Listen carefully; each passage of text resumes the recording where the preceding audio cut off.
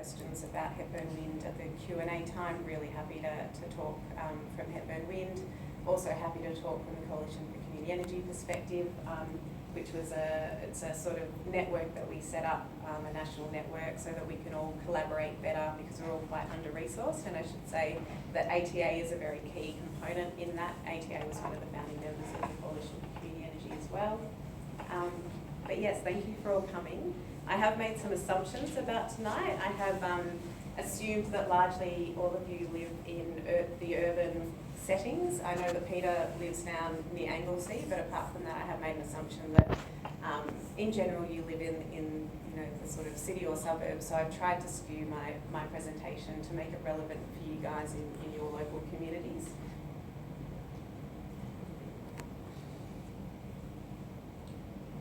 So the really exciting thing happening at the moment is that there's a bunch of policy reform happening in the Victorian space. So when our little wind farm was built had started generating in 2011, we were so positive. We were like, look what we've done. Now everyone's going to do stuff similar, and it's all sort of kicking off.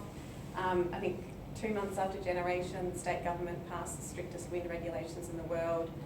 We then, moved on to having a federal government that really tried to actively disable the renewable energy sector and did a very, very, very good job. But we're now in the context. You're right. Hi. No, you're right. We're now in a very exciting environment. Hopefully, a lot of these recommendations can be legislated, so they can't be sort of impacted for years to come. And if the politics changes, in the forthcoming elections. But some of the policy reform that's happening that is really going to help community groups build their own renewable energy projects is the Victorian Climate Change Act review is underway, has been completed, and we're waiting on the further recommendations. There was a review into the Essential Services Commission's role in how they give exemptions for small-scale generators to essentially sell electricity. So that's happened, which means small-scale solar is a whole lot more possible in the Victorian context. There's currently a discussion paper open at the moment around our planning regulations and what that means for community wind, and also what the rates should be for small-scale energy generators. The government has already supported Newstead and the Macedon Ranges to do some sort of solar-based projects. We authored the Guide for Community-Owned Renewable Energy for Victorian Communities late last year and did 10 workshops across the state, and we had about 400 people attend, which was fantastic. New Energy Jobs Fund from the state government has already accepted, I think, 22 community projects. They haven't done a public announcement yet, but it's looking like it's going to be 22, which is very exciting. There's option submissions, there's a parliamentary inquiry into community energy, and our good friends at Friends of the Earth are doing a campaign at the moment, which is a sort of action that would be good to circulate on your list, so that individuals can participate in some of these processes rather than just organisations. So when we talk about community energy, we're essentially talking, there's already been so much good work happening with the residential solar space. That space is now getting really, really exciting because we're starting to see batteries and other technologies coming in. And then we've also got the large-scale utility-sized wind farms and solar farms. But the community energy space is really the one in between that we're talking about. And that's where, it could look like 2 wind turbines, it could look like a 2 megawatt solar farm or a 100 kilowatt solar farm. It could also look like a portion of a bigger development. So, maybe there's 10 turbines, the community's put in enough money to own, essentially 1 turbine, so a percentage of it. And it's really about community participation in energy. So, although the megawatts might not stack up and look really big if you do the maths, what community energy can bring is basically the social license for, the broader rollout of renewables across the state. So if we are looking down, the track of 40% renewable energy by 2025. There's going to be a lot of wind farms, a lot of solar farms that have to be built to meet that. What I want to see is a lot of community energy projects as well, because that will help people to be engaged, for them to accept the transition that we're about to see, because there is going to be, a lot of it. The whole energy market's going to be decentralised in ways we've never imagined before. The Trove is not going to be the focus. There's going to be projects all over the state. So having happy communities that are participating, that are educated about it, that are wanting to be involved, that's the role of community energy. And every project is going to be different. The urban spaces compared to where I live in central Victoria, they're very, very different contexts. We've got resource abundance in central Victoria. We can put wind, solar, bioenergy, some micro hydro out there. In the urban spaces, people can do lots of community solar. You've got lots of access to host sites. You can do lots of work with residential solar as well. Some of the legal models, again, are really, they just chop and change depending on what the context is for different operating environments. So for our community, we really wanted the democratic principles of one member, one vote. So we chose a co-op. But generally the motivations, the values and the benefits stay the same. So it's about climate change, it's about community empowerment.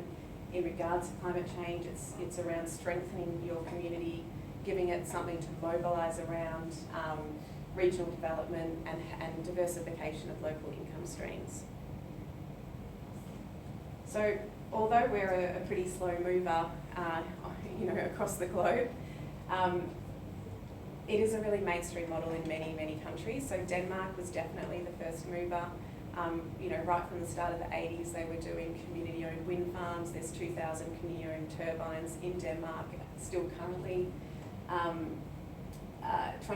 So there's the community-owned wind supplies 3.5% of the national electricity. There's a lot of community-owned solar going on. In Germany, so I believe it's 46% of the entire renewable energy capacity is owned by individuals and communities. This includes municipalities as well and local water authorities, so that's why that number starts to look really big. Over 200,000 people own shares in wind farms. In Scotland, they had a very supportive policy environment in regards to helping communities get through the high risk stage before they built projects. So they had a kind of no interest fund that you could bid into to get through your planning phase. If your project got up, you had to pay back that money. If it didn't get up, that loan was waived, and that delivered 300 projects in 10 years. So they went from 3 projects to 300 in just 10 years. So if we're starting to look at, in Victoria, heading towards 2025, there's a 40% renewable energy target. Those sorts of numbers should be really possible for our state.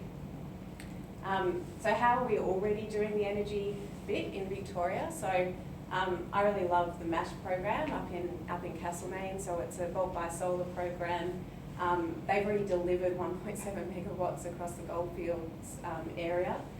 Their program's really simple. Once they have 100 people signing up to put residential solar on their homes, they donate a solar array to a community facility. So they've put, sort of 5 kilowatt systems on schools and various other facilities. So they're into MASH 3 at the moment.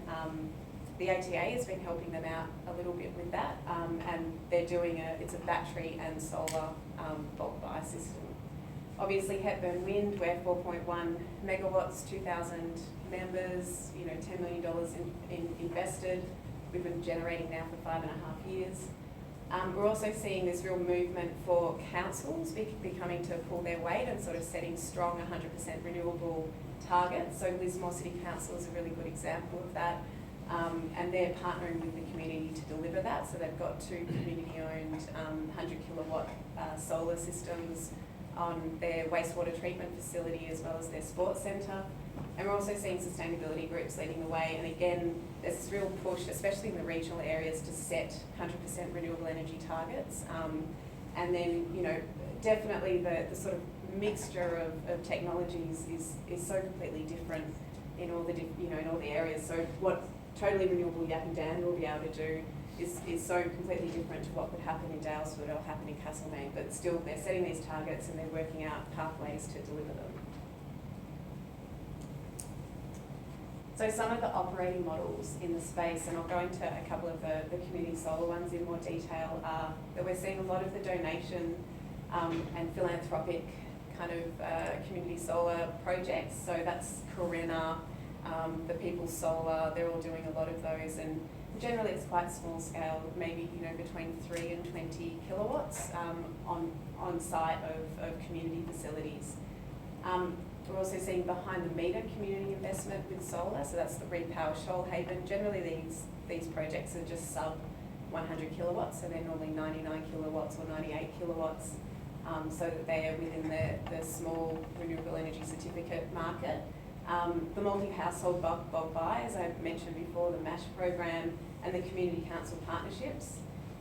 With wind, we've got 2 projects up. So one is Hepburn Wind, that's a cooperative, and the second one was Denmark Community Wind in Western Australia, and that's a company structure with 160 investors, 2 turbines, 1.6 megawatt total capacity. And we're seeing community developer partnerships happen as well in the space, which is really exciting. Bioenergy and hydro is still under development. Hepburn Wind's working on a micro hydro sort of refurbishment project for a small unit that's at Lake Dalesford. Warburton Micro Hydro is another community scale project. There's a bioenergy project in Cowra, which is a combination of the local council, a bunch of farmers that used to farm beetroot and other items that used to be canned, and the canning facility isn't there anymore, so they need to find out what to do with their sort of harvest that they're generating still every year. So bioenergy is a good option for them, and that project looks to be between 1 megawatt and 12 megawatts when it's completed.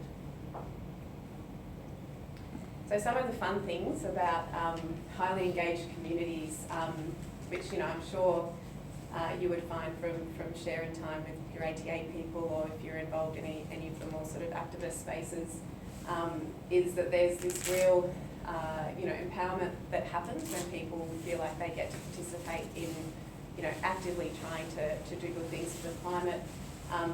The beauty about community energy is that it really does deliver regional economic benefits. I think with Hepburn Wind, we're a very good example of that. We had a local purchasing policy where $7 million local content out of a $13 million project. Everyone from the local concreter to the local graphic designer all has participated in our project, and we have a really sophisticated benefit sharing model as well, which shares the benefits. Also, as I mentioned before, that sort of theme around acting as the gatekeeper for the broader rollout of renewables, so accelerating the renewable industry development and impact is really important. So if we are all participating in our own smaller projects, it means that there's just more literacy and more awareness more broadly, and more news stories around this journey that we are all going to be forced to participate in towards a clean energy future. There's also the tapping of a new funding source, so the community investor. With the Lismore Community Solar Project, it was 2 99 kilowatt solar arrays that were due to be delivered. They opened up for investment, and within 10 days they were sold out, so it was $160,000 for each project. They only needed 20 investors, and they were capped at 20 investors for each project, and as I said, within 10 days they were both sold out, and they've had to make a spreadsheet and share it with other projects that are looking for investors. So there's definitely the desire there, and it's more about how do we sort of mobilise these projects and make them accessible. For some of the bigger projects, especially when you think about sort of community wind or community developer partnerships in the wind space, it can definitely smooth the approvals process and make the community, the community feels that they've got a say, they've got choice, they're participating, they've got ownership of the project. So I really advocate for some of the bigger developers to start to think about, how to bring in community investment within their projects. This is definitely something that's worked in Denmark. In Denmark, there's a legislative policy around a minimum of 20% of any development must be opened up for 4 months for community investment. And if the community decides to take it up, they can, and if they don't, other financing is sought, and to date they haven't had any that haven't filled up within that time period, and it's only for within a 5-kilometre radius, I believe, 4.5 to 5-kilometre radius. So it's a bit difficult to see, but when thinking about some of the project ideas, lots of them don't work. We've got a really narrow operating environment. So, something that we really advocate for is trying to find out what's feasible, viable and desirable.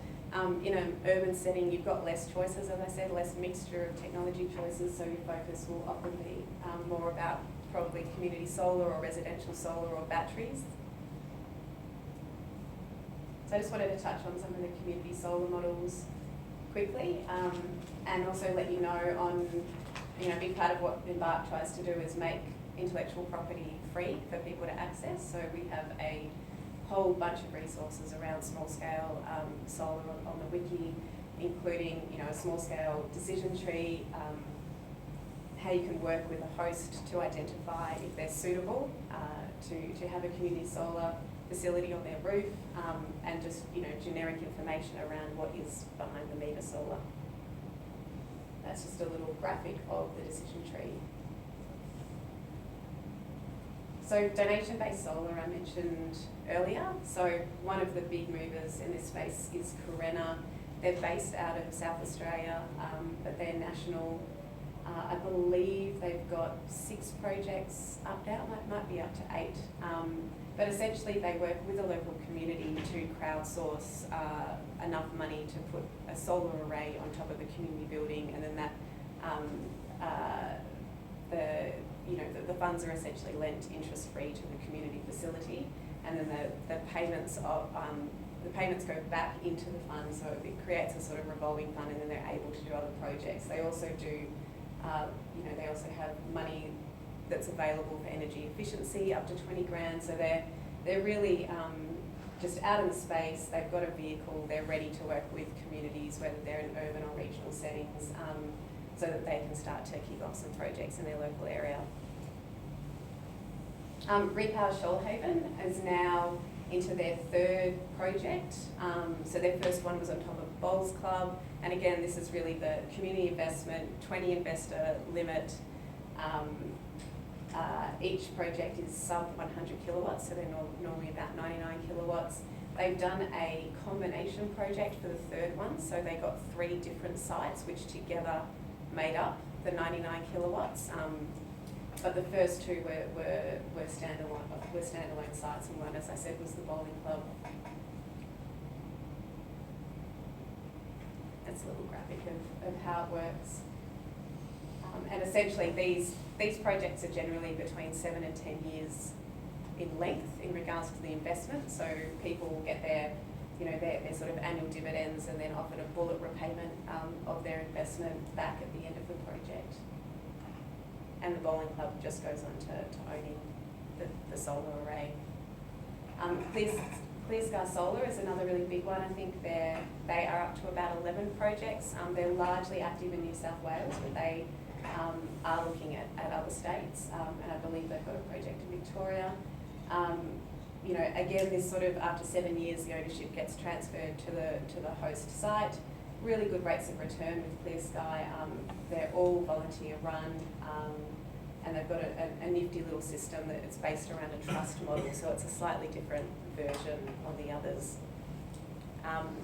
The Embark model, which we've been working on, so the first project the first project we did was the Lismore City Council one, so we did the business model for those 2 facilities up in Lismore. So one was the wastewater treatment facility and the sports centre, and that essentially worked as a loan, so the community invests money and the community investment vehicle lends the money to the council, and the council then goes ahead and builds a solar array and is responsible for operating and maintaining it. The other version of that we've done for Sydney Renewable Power Company, so that's a 520 kilowatt system, and that's a company structure. It'll have about 400 investors, and it opens up for investment in December this year. Another really good one for you to think about in regards to your local council. So Darebin have done a trial of this, and there's several other local councils around the state that are looking at doing this. And it's essentially using the rates to facilitate low-income households or pensioners to be able to have solar on top of their roofs. It was set up to be cash flow positive. So essentially the council puts the money up, and the solar is installed, and then there's a premium charged on the rates to pay back. But the idea is that the premium charged on the rates is never higher than the solar savings that you would get from your electricity bill. So it's all kind of mapped out so that the pensioners and low-income households are always cash flow positive. I'm assuming you guys all know about the ATA simulator, so it's an awesome tool that has been developed. It's a simulation tool that can help you to sort of map host sites around Australia actually. So they started off just in Victoria and New South Wales, but it's now national. It's a wonderful thing if you do have a little bit of knowledge to be able to work out what sites might be appropriate and what the kind of business model might be around that. So I wanted to just talk a little bit about other resources, free resources that are coming soon. So there is a small-scale solar toolkit, funding and finance toolkit that we've been developing for the past 18 months. It's going to be released on the 4th of October at the All Energy Conference. And essentially it's just a big guidebook full of different case studies, lots of IP about how you build your own project and what sort of contractual items you need and stuff like that. And there'll also at the end of the year be the second round of New Energy Jobs Fund, so that's another opportunity for communities. And something that I'm noticing at the moment is there's a whole bunch of retailers. I mean, PowerShop already have their operating license, but there's a whole bunch of retailers that are waiting at the moment to get their licenses with the ESC. So one of those is Energy Locals, and both PowerShop and Energy Locals are very focused on working with communities to help them build their own community energy projects. So I think they're going to start to be a lot more active in the space. They've got a lot of they've got the resources to be able to leverage a lot of kind of expertise or funding and finance towards projects, and they can obviously tie it up with customer acquisition and purchasing electricity, so it's a really nice fit for them. So yeah, the two retailers I'd say are starting to really get very active in the community energy space are those two, and that's very exciting. The more organisations in the mix, the better for all of us. So I might leave it there, if that's okay. Yeah, I might leave it there and answer some questions. Yeah. I wonder if you could say a bit more about the New Energy Jobs Fund. Sure. There's my question. Yeah, absolutely. So it's $20 million in total and spread over 3 rounds. The first round they unlocked, I think, $5.5 million in the end. The next round they're going to do 7. They have a distinct category for community, and that includes councils as well. So the first round, it was capped at $100,000 for community groups, and most of the grants that have been given were around the $50,000 mark, and it was largely around business model development or feasibility studies. So some technical feasibility studies. I don't know what the criteria for community groups is going to be for the next round. They haven't released that, but they've definitely said that they're going to keep that kind of tranche going forward for community groups. What I do know is that they were completely overwhelmed by how many community groups applied. So I think 3/4 of the applications were from community, and they couldn't say yes to all of them. So I think that stimulated the current parliamentary inquiry into community energy, because clearly there's this huge desire out there in the local communities, and there needs to be some sort of financial mechanism which can unlock this. So whether it's through the reverse auctions that they're going to run, or through a community feed-in tariff, that would be 2 mechanisms that they could use that have been used overseas. So they're getting ready to deliver a financial mechanism for community energy. So when you say they, you're referring to the state government. State government. Yeah. I invested in Hepburn Wind 8 years ago. Yeah. I never planned to make any money out of it. But one of the reasons was to try and show that it was financially viable. Mm-hmm. After 8 years, there still hasn't been any dividend paid. Yeah. Do you think community wind is financially viable, or is Hepburn just got caught out, or what are your feelings on that? Sure. So we, next week there'll be a member survey going out around how do members want to receive their return going forward, because we are at the end of this financial year going to pay our first return, thank goodness, finally. It has been a long slog. Christmas.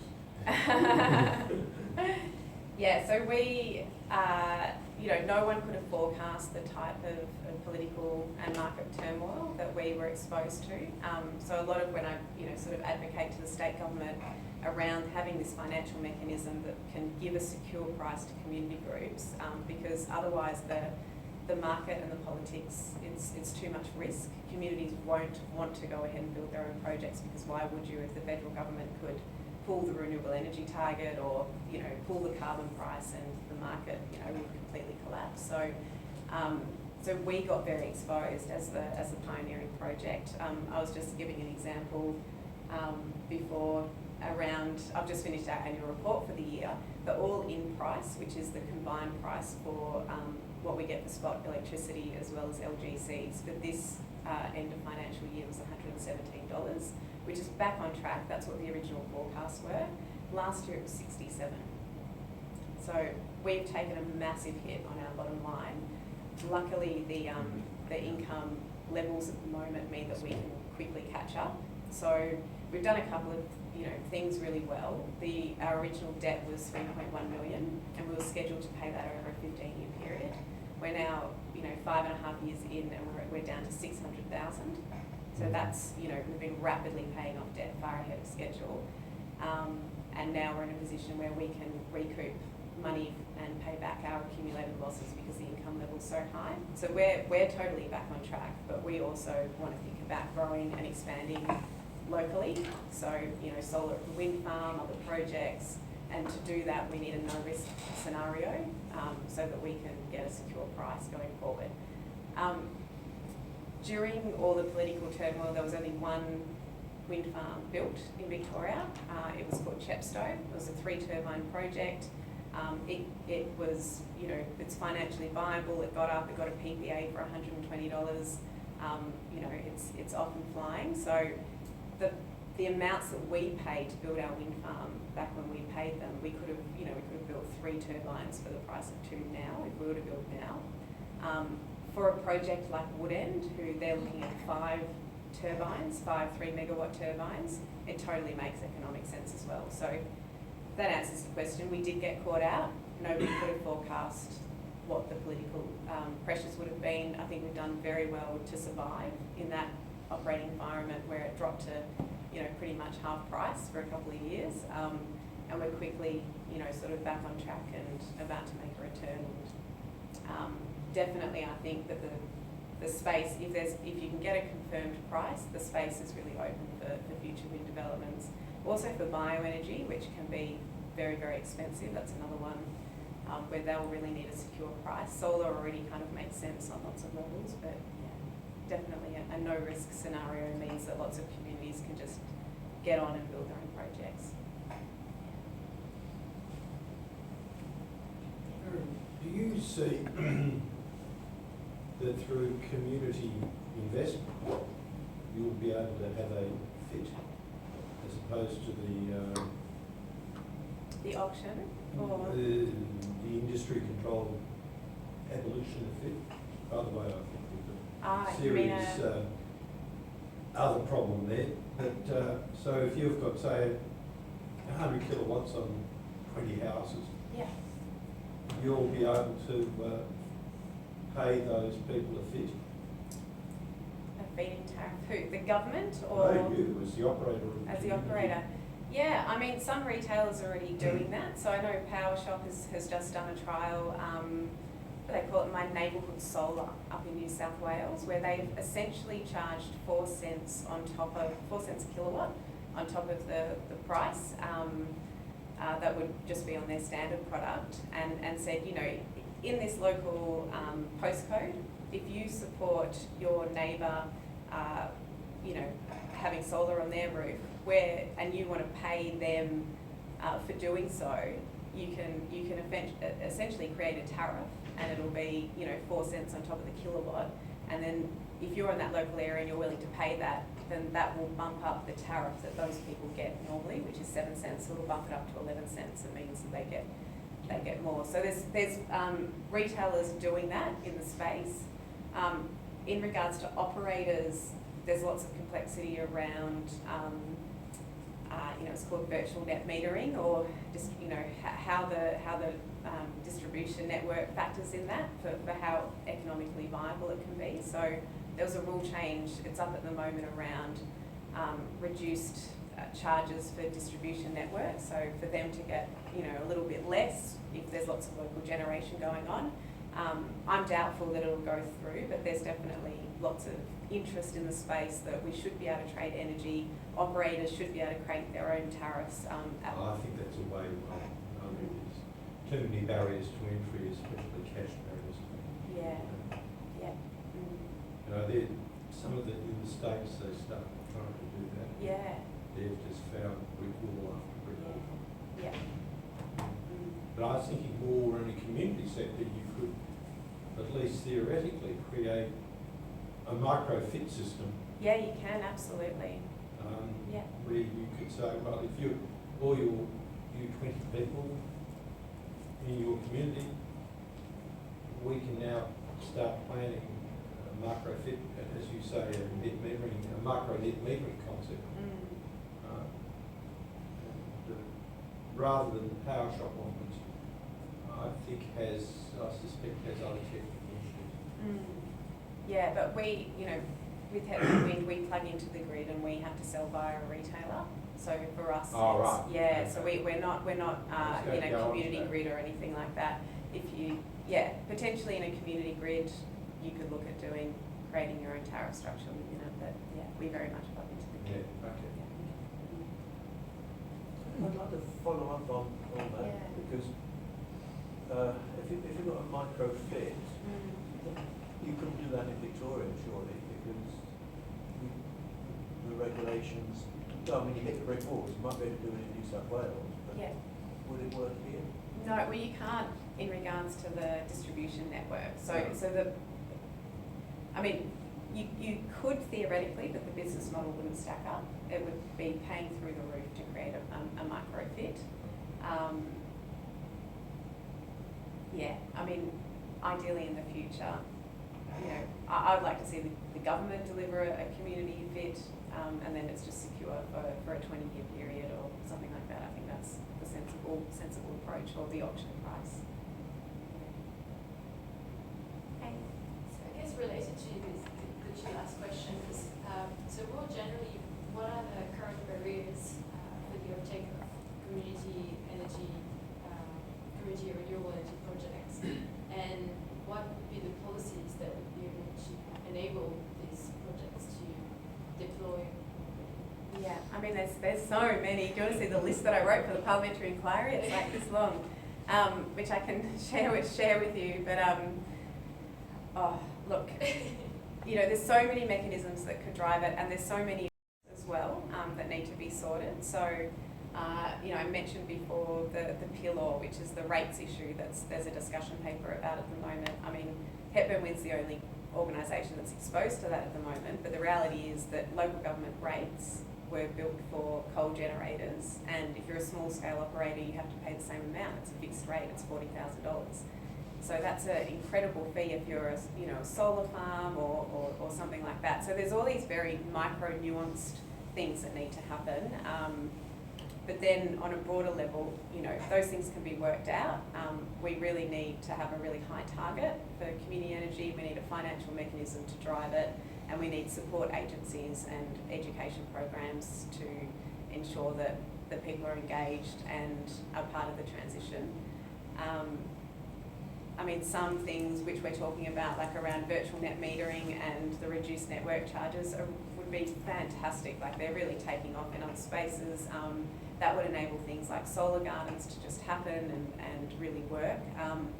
People are really hungry for it. Like, I know out in the Newstead community, they've got a bunch of roofs. They could effectively become 100% renewable if they were allowed to play with the electricity like that. But it's just we're not able to at the moment, but hopefully that'll be unlocked I think the Victorian government really wants to make it happen, but again, it's a national issue. Yeah. The Rocky Mountain Institute has got a big wings, Yeah. and most of what they say there is. You've talked pretty positive about the state government, what they're doing so far. Do you think they're actually serious in what they're doing? Are they? I guess my concern would be around how long it's taking them to do it, and how long they'll be in power. I think one of the things that they're not thinking seriously enough about is the potential for backlash around a huge amount of renewable energy deployment, especially around wind. With the ACT wind auction that was held recently, it's a lot smaller. They've pretty much taken the cream of projects in the Victorian space. Yep. And the projects that will need to be built for us to meet that 40% renewable target in Victoria are going to be projects that, you know, have kind of been stalled for 5 years because there was a lot of, you know, community objections and stuff like that. So how do you reframe all of those projects when there's so much trust that's been lost and the community doesn't see the benefit? I mean, the government's got a big role to play in sort of mandating minimal kind of benefit sharing levels and, you know, community engagement, but also on a broader level, going out there to schools and doing education programs. Like they have to play that role as well. They can't expect, you know, the really good people in the advocacy sector, like the Australian Wind Alliance, Friends of the Earth, Yes to Renewables campaign. They've been out there inoculating communities for years, fixing up the space and making projects happen. And it has to be a government, a whole of government approach. Like there has to be a sort of transition education program is my thinking. And I don't think they're serious enough about that and seeing their role in that. Yeah. But good to see targets being set. I want to see more distinct targets around what community energy gets and also what the Latrobe Valley gets, because I think that's a really good one. You mentioned before the need to legislate long-term fees or whatever for these sort of projects. Isn't there a risk that any government can just legislate to change them again later anyway? Can you really guarantee a return long-term, or? Yeah, with the auction mechanism, you can. So the reverse auction would essentially give a fixed price for 20 years, and they would be legislating it so it couldn't be overturned. So all the projects that were delivered or the contracts that were signed in that time period would be legislated. Yeah. It's not like the renewable energy target where the market price of LGCs can drop out drastically. It's a different kind of mechanism. It would protect against you know, issues like that happening. Yeah, I'm interested in the 22 projects coming up. Do you know much about them? Do you know, are they mainly wind, or are they mainly regional? Are they all over the? They're all over the place. It's a real mix. I don't think there's any wind. Yeah. It's mainly solar. Yeah, it's lots of solar, lots of there's some bioenergy in there as well. There's some, you know, council-based projects as well as community projects. Yeah. What's the secret to mobilising the community to fire them up to do this? Is there a formula to get to work on? Being present, like showing up, I think, in your local community and your local events, and having a group of really committed volunteers who are well regarded in the local community, I think is some key ingredients. But definitely having local presence and, you know, start telling the story early and getting people engaged around it. I mean, I think there's so many groups which have tried the sort of farmers market stall approach, and it genuinely does work. It sort of just gets people excited. I mean, the different approaches that you would try for wind compared to solar are various, you know, the questions that you get are very different for those. But yeah, just being, I think, you know, getting out there, being present, having some key people who can help spread the word, and liaising really well with local government, your network distributor, you know, all those kind of key stakeholders early would be, yeah, really good. Is it the sort of thing where you just call a community meeting and invite people along? I mean, I would say start off, depending on the technology, but probably just start off smaller, like just start having, you know, a cup of coffee or a catch up with a few people, But definitely, I guess the process for community energy has been get a core of committed individuals and then do a public kind of forum or meeting. So I've gone along to a bunch of first community energy forums in regional areas and urban areas and stuff, and that's definitely a process. If it was to be a big wind farm development, I wouldn't say have a town hall meeting. I'd say don't do that. Maybe have a listening post inside the town hall for a day and just be available, but don't necessarily call a big forum. Yeah. Are there companies driving this sort of development? Or are they mainly groups meeting in halls and starting that way? Yeah, no, heaps of developers are getting into the space, as are the retailers. So, yeah, especially in the solar space, there's a lot of developers that are starting to drive it. I mean, I think it's interesting now that there's, in 2014, 1,500 people working in the renewables sector lost their jobs. And now I reckon probably 1,500 have all started again in the past six months in Victoria. So yeah, there's lots of businesses that are actively, starting up in preparation for this. So, communities can partner with them, commercial projects will get built anyway. I think, it's all part of the mix. Yeah. Yes, because the environment, the political changes and everything might have been driving away businesses from doing this. Definitely, yeah. But they're all sort of coming back to Victoria at the moment, and new ones are popping up, and yeah, it's a very optimistic space. I think the Glenfield one at Belfast is going to change things because here is a better quality control builder who is building a whole development in no longer out of suburbia, we're in suburbia. We've solar connected right the way through. And that's, I think, will change a lot of market perception, and I think a lot of developer perception of what needs to be done. Yeah, so that sort of stuff's really exciting. We're starting to see those new housing developments that are integrating solar. There's some battery trials going on at the moment, out in the eastern suburbs. Yeah, microgrids, that kind of stuff. There's really a development just north of Adelaide. It's about 8 k's out, but that's Adelaide. That's the other side of the park, or whatever you call it, the other side of the border.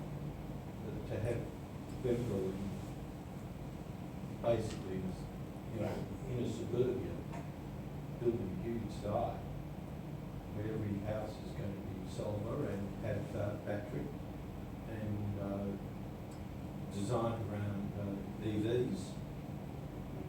I suspect very rapidly that will just spring demand.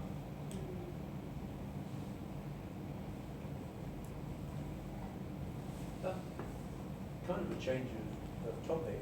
You mentioned the bioenergy and farmers who are giving their crops to the bioenergy because the canning facility is gone.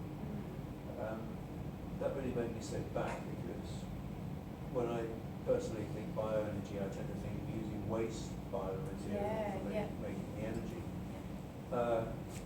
Is it really viable for the farmers to grow crops specifically for the primary application of producing bioenergy? Yeah, especially when you've got a whole range of inputs for the bioenergy facility. So you need to have, certain inflows, so certain amounts of stock that you can basically build a contract around for 10 years so that you know that there's going to be enough waste, enough beetroots, enough straw to be able to feed the digester and machine.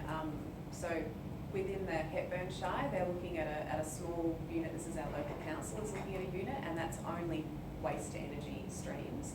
But definitely when you start to look at the bigger ones, so the one in Cleancarra, they're looking at between 1 megawatts and 12 megawatts, and they're looking at a whole range of inflows, so including waste, but also other crops. But you've got a fruit farm, big fruit farm, Shepherd, whatever. Market demand says I've got to have apples of particular quality or look. You might be exporting X number. So you've got different ranges of cash flows as the fruit grower. You're going to have quite a bit on the ground. And they used to let that rot. That was where the danger of fruit supply was. You can now start collecting that and putting it into a biodigester, which you can now run, first of all, byproduct is fertiliser. Exactly, yeah. So So you can put it back on your high farm. quality And second thing, fertiliser. you can run your cool stores from the energy. Isn't there one going up in Ballarat or something? There's already one at the hospital near Ballarat. Yeah. It's quite small, it's about 200 kilowatts. Yeah. And it's largely, waste from the hospital as well as the nearby treatment facility. Yeah, it's Yeah. already up. Yeah, I haven't seen the latest Both report. Yeah, Beaufort Hospital, yeah. Yeah, so that kind of unit is really replicable and Yeah. interesting, yeah, and already proven. So I think when communities can see, like with what you were talking about with the residential development, once there's examples in the space, it becomes really easy for people to understand how they can be relevant for their local areas as well. Well, I suspect for country community. Still, that's, often community energy projects aren't of that scale. I mean, Hepburn Wind was, but generally the kind of solar projects that communities are looking at, they're more like the 1 to 2 megawatt scale. So having a fund that began a lot lower, sort of 500,000, would be really, really useful for the community energy sector. So that's something we definitely advocate for. It'll be interesting to see what happens in the wash-up of Arena now that some of their funding's been removed and stuff like that, but definitely having access to, low interest, smaller amounts of money that are designated for renewables development would be a very good thing for the sector. Yeah. I noticed none of those big projects are in In Victoria. Victoria, Right. exactly, Didn't yeah. realise. Maybe next round if there is one. Yeah. Yeah. How do you persuade people to get going on something like this when they could just put solar panels on their house themselves? Oh, yeah. And why should they go to the trouble of organising people in the community to do it? Totally. So I think Clear Sky Solar, who I mentioned earlier, who have about 11 projects up in New South Wales, I think they've said that maybe 80% of the host sites that they talk to about solar then just go on to do it themselves. And maybe about 20 are happy to go through a process. They don't mind that. They're happy that they've brought awareness to the site, that the business owner wants to go ahead and do solar, like it's a win anyway. For small scale solar, you have to work with a group that really gets it. So for the Lismore City Council, it was a way for them to access money so they could meet their mandate of 100% renewable energy without having to fork out all the money themselves, and they could deliver the rest of it. So it has to work, has to have mutual kind of gains for both the community group as well as the host site. Obviously, when you're talking about bigger projects like a wind project, it means that you can, leverage, lots of community income to be able to deliver a project of that scale. So it's a different kind of, proposition. So when you say there's a mandate, it's coming from the council. Was it? Oh. Yeah. So Lismore City Council set a 100% renewable energy target by 2020. Right. Yeah. Yeah, but always remember who Lismore are. They've got 3rd generation hippies living in that area. Lemon Bar, and between them, the original hippies that we all went out through our first years of university, we were all living there. Yeah. Because we've got increasing numbers of people living in apartments and they haven't got a roof, they Yeah. can solar on themselves, so I guess they can always buy into any community project. can't they? Yeah, exactly. So it's gives access for renters or Yeah. other people to be able to participate. Yeah. What about microgrids between households in the street? Yeah, awesome. Great idea. They're trialling one at the moment. So SP AusNet has just done a trial of, I think they did 16 No, there was 16 houses in a court. I found this really interesting actually. 16 houses in a court. They offered all of them free solar and batteries to participate in the microgrid trial, and only 12 of the houses took up the offer of free solar and batteries. Really?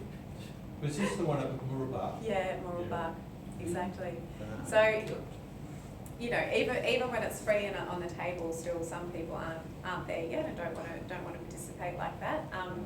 But certainly, so AusNet has led in that space. There's a whole bunch of organisations that are really getting into developing the demand management software to be able to navigate, you know, the community grid, microgrid spaces. And I know that definitely for a bunch of communities that are edge of grid already. So, you know, communities like Malakuta, which are up, you know, they're sort of at the end of a line. They have a lot of grid issues around the bushfire season or high tourism areas. For communities like that, it makes total sense right now to put a microgrid in there. And there's a bunch of others, you know, around the state that should be doing that. I have a lot of people come up to me in our community because they're like, we want a microgrid with the wind farm, you know, and it's like, well, it's a nice idea, but when we're not edge of grid, and if we make a community microgrid, there's going to be access issues and equity issues for everyone else who, you know, would normally get the electricity passing through our sort of channels. So that's not us, but definitely there's other communities like Newstead that aren't too far away that those conditions are a match for. What's the biggest impediment at the moment? Is it power companies or the Legislative Assembly political issues? Look, I think power companies, as soon as the state government started exerting a lot of pressure on them, power companies really changed focus. They were holding on to this idea that their core business was never going to be batteries and they were never going to have to participate in batteries, and they very rapidly changed and are now, you know, they want to keep people on the grid. So they want to participate in the battery market, they want to participate in helping communities be virtually in their own microgrid but still connected.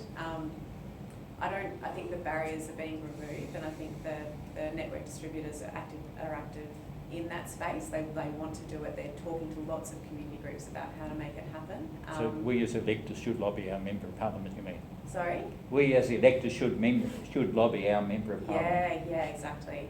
Yeah, absolutely. And yeah, I think it's happening in the space already, and I think it makes a lot of business sense in so many communities. I think the issues are going to be around, you know, lots of communities want to be off-grid, like have their own completely separate microgrid, but it's an essential service. It's too difficult to do that. You know, the smart thing is to be kind of able to disconnect, you know, and be in your own microgrid but connected to the, you know, to the wires essentially. And I think that's what the network distributors are starting to kind of fight for. And realise they have to. They have to participate in it. Yeah, or it's going to happen without them, and then there's going to be ownership issues and, you know, operational issues of who manages all these tiny little microgrids. Yeah. If all this develops, then what, or how do we close down Hazelwood? Make it redundant. I mean, I think in regards to getting to the 40% renewable target by 2025, Hazelwood's going to have to be shut down in that period. So I think it was scheduled to be shut down by 2032, and then the rest of them, so Loy Yang B will be the last one to be shut off out of the four, and that's scheduled for 2048. But Hazelwood is clearly going to be shut down much earlier because you can't get to 40% renewable without reducing some of the electricity that's in the market. If not closed, ramped down significantly. I would say closed because it's the oldest one. But yeah, I mean, I think what's been happening in South Australia in regards to the kind of backlash against renewables and the gas, you know, the gas market and stuff like that is going to be interesting here. The transformation that's going to have to happen to the, even just the poles and wires and, you know, augmenting the lines to be able to hold electricity in different areas is going to be huge. So it's a whole of system transformation here. It's not just an option to build a 200 megawatt wind farm. It's a much, much more, you know, complex operation.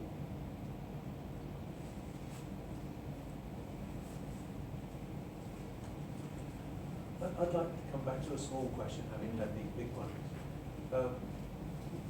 the slide is still up. You were talking about retailers, Power Shop and Energy Local. Power Shop has a license, and there are others waiting for a license. Yeah. What kind of a license, and is it applicable in Victoria? So it's a energy retailer's license, totally applicable. It's just a long process to get one. They would be the licensee. Yeah. No. So they would hold the license, and because of that, they would be able to retail electricity on a large scale.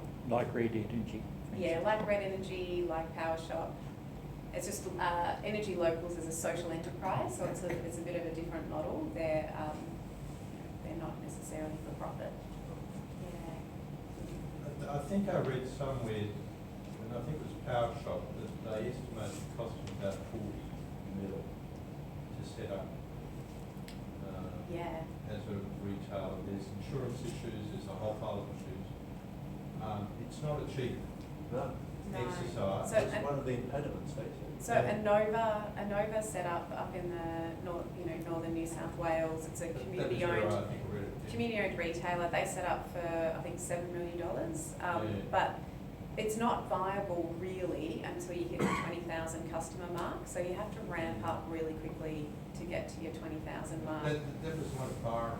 In Byron, yeah. And they had, and again, they had that 3 generations of hippies there running the whole place, so that made a big difference. But I think. But I don't mean much of the two, but Yes, it was. They had bio-energy electricity, they smoked it. yeah. And it's one thing to capital raise to set up That's the right. organisation. It's another thing to manage the risk and the ongoing operations of it for its, And what life they cycle. did, I think they got a lot of it in kind by voluntary work Heaps. as well. Yeah. But I think it was Power Shop, read, somebody did the numbers and they said it's about 40 mil. There's quite a few bonds and that you have to put down with AEMO, all that sort of thing. So it's not, it's all for the small players. No. What are Power Shop actually doing? in regards to You mean in regard to community? community energy. Yeah, My Neighbourhood Solar project that I talked about before, which they've trialled. They're just about to trial another one at the start of October. It's called My Community Energy, which will be kind of a bit of another fundraising one, but for community energy distinctly. Yep. They're talking to a range of generators as well, future generators, about how to build projects. So they're actively working with communities, which is really good, really positive. Yeah. Is Red Energy doing anything in the area? It seems to go very quiet. No, it's gone very quiet. I was saying that we have been with Red Energy for 5.5 years, and we've just finished our contract with them and are switching providers, which we'll announce who it is in a couple of weeks. But essentially they bought Lumo, so they bought Alinta, they bought a coal-fired power plant, and they've got I think 300,000 customers, so they're huge. They're just a huge sort of organisation now, and I think their original intent when we started negotiating with them about wanting to be in the community energy space, those people are long gone, and that kind of focus isn't really a priority for them. They're very much out of that space now. The we in this context is Hepburn. Hepburn Wind, sorry. What about Snowy? Hydro? Snowy Oh. owns Red. Oh, Snowy owns Red, right. Mm-hmm. Yeah. Are there any solar thermal players in the States? Yeah. CSP? Yeah, there's a lot of stuff happening in Adelaide with that, and there's also a project that was going to get up in New South Wales that got halted, but I've heard that it's looking like it's going to go ahead again. So yeah, because I think there's three potential projects of different scales, none of them in Victoria, but two in Adelaide and New South Wales. What innovative new ideas have you been hearing from overseas, like for instance under the road systems in Germany that you're talking about, where cars drive over a circle and create potential? I don't know. You know what I think I get? I was in Germany for a month in July. Oh, did you? Oh, Yeah. you. It's so funny. Funny you should say that. And I think I'm not even so inspired by the innovative stuff. I'm really inspired by the stuff that we could just be doing already here, you know, and how normal it is over there. And when you sort of look around, you're like, EV charging stations, But it solar, even though it's so cloudy everywhere, wind turbines next to a train track, you know, like that kind of stuff. I'm just like, it's so nice to have what's normal reset, given the Australian context, and kind of be able to come back here and be like, oh no, that's normal. Just head towards normal, you know, and make it happen here. So I think, I love the innovative stuff. I think it's really interesting, but I'm more interested about how do we just get as much as what's already proved on the ground and operating as quickly as possible. There's probably a few others like wind and tidal and others that are serious power if you can get onto it. Yeah. They could work in the right locations. Mm. Is anyone doing that overseas? Yeah, and I mean, Community there's a 1 megawatt trial happening off the coast of Warrnambool with tidal power. There's one in WA, but in just off Cornwall and also off the Netherlands, there's 2 large scale They're tidal not community projects. stuff. They're not community, no, they're all sort of in the R&D space still at the moment, so they're very expensive, but yeah, equally as But exciting. if you can get onto it, it's gigawatts with tidal, Yeah. not megawatts, it's serious Yeah. power. Yeah, exactly. Yeah. It's a pretty severe environment. But a tough environment. Tough It's a environment, yes. exactly. Yeah. Yeah. Yeah, technically, it's hard. The thing that happened to Carnegie Wave and Reunion was, I think, shocked everyone. That, you know, you had an exceptionally strong underwater current and ripped the whole thing up. Yeah, and I think even I've had a chat with the crew down in Warrnambool, and the hardware that they're using under the water, they haven't done any testing to see what happens in, that kind of saltwater environment, and so it's degrading really, really, really quickly. They don't really have an answer for that, so they're sort of like, we know it's only going to last a couple of years, but we want to see how it works. We're not worried about the fabric, but that's pretty experimental. I have a friend who's got a lease up in Yeah. Torres Strait. He can generate enough power for Thursday Island and tidal desal as well. Yeah. There's incredible tidal flow through there. Awesome. So he's on it. Yeah. It's tough stuff. Yeah.